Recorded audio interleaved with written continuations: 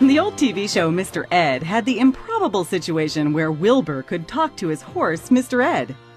That made communication very easy. Wilbur knew exactly what his horse, his friend, was saying. That show symbolizes the reality that man has been communicating with animals for centuries, trying to understand them, work with them, and yes, play with them. The larger the animal, the more precise that communication has to be. And through the years, man has discovered that by understanding the habits and tendencies of the animals they are working with, they are more likely to get the animal to respond to their commands. We had a chance to interview two people who work with horses by communicating what they want them to do in a sort of partnership. Nicola, who was visiting the Virginia horse country for a few months, has been riding horses since she was a little girl and actually does acrobatic stunts on them while riding.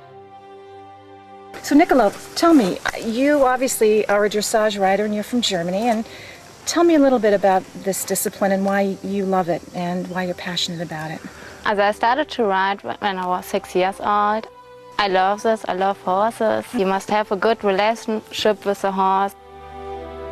We all have a national pastime. You know, Americans love baseball, for example, but Germans are particularly fond of horses, and it's a national passion. And tell me a little bit about that. Our jumper and our dressage rider are very good, as the international rider. We have good breeders in Germany, good horses. Some people here in America have a German horse. What horse do you ride? A Holsteiner. A Holsteiner. And tell me about dressage. What actually is dressage? Dressage is like dancing with a horse, or the horse is dancing.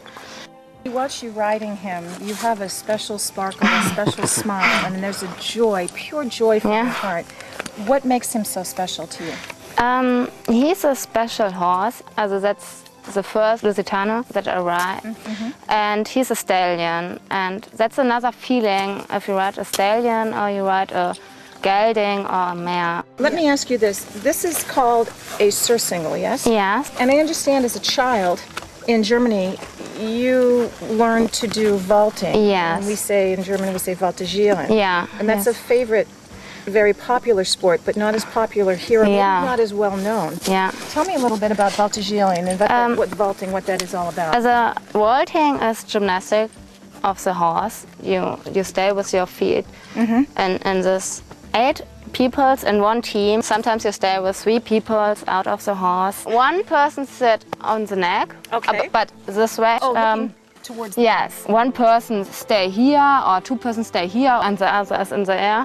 And this is all while the horse is in the canter? Yeah. The horse must run 15 minutes, only the one side in a canter. That's very difficult for the horse. You need a big horse, tall horse, and it's easier for the horse if he can do good dressage, because he needs a balance. A balance, yes. Balance. Is it hard to train a horse to do that? It's very hard, and you need a long time. For a good horse, you need 3 years, 2 or 3 years. How old were you when you started? I started with 3 years. Oh my goodness. Yeah, and 3 years later I started to ride.